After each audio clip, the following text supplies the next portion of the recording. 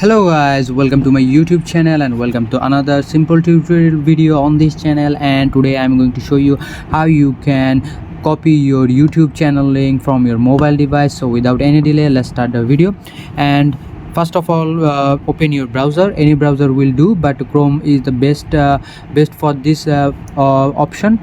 Now on the website, just go to your YouTube channel, go to your YouTube account and make sure you are logged into your YouTube account. Now click those three dots on top of your right, and here you can see the option desktop side. Just click here and it will make your YouTube look like a desktop profile.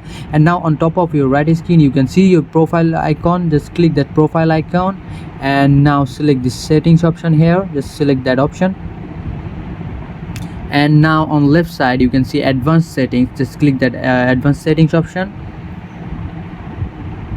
and now here you can see your channel ID name. And to copy it, just click here, just copy, and you can paste it to anywhere you want to like, and in this way you can easily copy your channel ID. And this is the video, and I hope this video helps you, and if this video helps you, subscribe to my channel, and I will catch you guys on the next one.